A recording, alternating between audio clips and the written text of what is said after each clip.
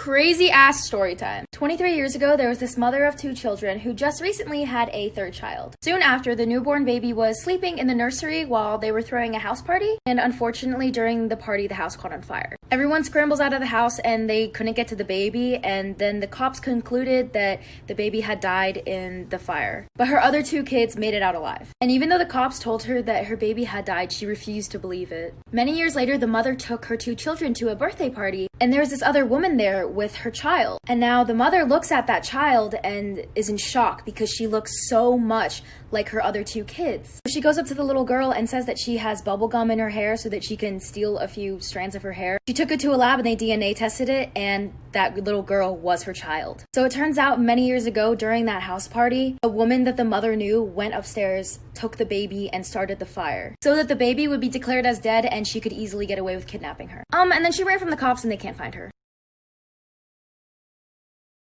So this is probably my favorite story about my cheating ex. As many stories as I have on him, this one happened after we were broken up.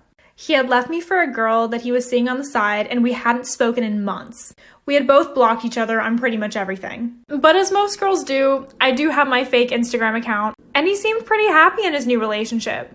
I believed that until I got a DM from a girl. She sent me screenshots of messages and fake accounts that he had made to communicate to her. So he had literally been cheating on the girl that he was with now with her the whole time. I literally don't understand people sometimes. Both him and I were in the same friend group, mostly because we pretty much grew up together. So I talked to another member of the group about what we should do. Now, I believe in karma and that people get what they deserve, but who's to say that I'm not karma? So we decided to show up to his house with not only the girl he was cheating with, but all the girls he cheated on me with. And take care of this, I kid you not, game show style. Follow, share, interact, and I'll do a part 2.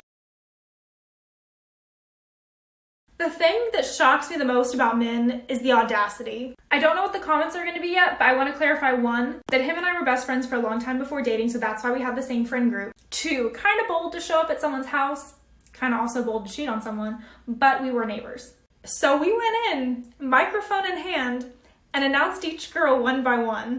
He was speechless. Like, he didn't even know what to say. If you've ever just seen someone like entangled in so many lies that he thinks that he's never gonna get caught for, all of a sudden get caught for all of them, that was it. When his friend went in, he was like, hey, do you have something you want to share with me? Like, what's been going on in your relationship? He admitted to nothing. So that's why we announced girl number 1, girl number 2, girl number 3, until we were all there and he had no choice but to tell us the truth.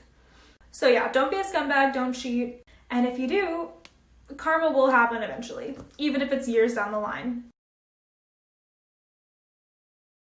I don't usually take this app seriously, but what just happened to me was amazing. Obviously, none of you know this, but I've been homeless for quite some time now, and I've been staying with random people. It's been extremely detrimental to my mental health, as you can guess. But anyways, I was bumming around downtown, you know, rich people territory. I was bumming around downtown with my friend Sarah, and I stumbled across a piano outside of one of the fanciest restaurants there. And I was like, yo, I love playing piano. So we popped in and asked if I could play it, and they were all like, sure. And so I sat down in the seat, started playing, and then a few minutes later, a guy starts videoing me. Then he goes back into the restaurant, and I was like, well, okay, whatever. A little bit later, another guy comes out, sits right next to the piano, so I was like, okay, maybe they want us to leave. So I got up to leave, and the guy was like, do you want some breakfast? And me and Sarah were like, we are just way too poor to be here, so no, thank you. And he was like, no, I own the restaurant, and I want to give you breakfast. And we were like, okay. I sit down, and he offers me a job to play piano outside of the fanciest restaurant in downtown 3 times a week. And we just got an apartment. For those of you who live in California, you might know this house. This is a picture of Sarah Winchester, and after her infant daughter died and her husband died of tuberculosis, she decided to move out west and start a new life. She bought this 8-bedroom farmhouse in San Jose, California, and then she turned it into this.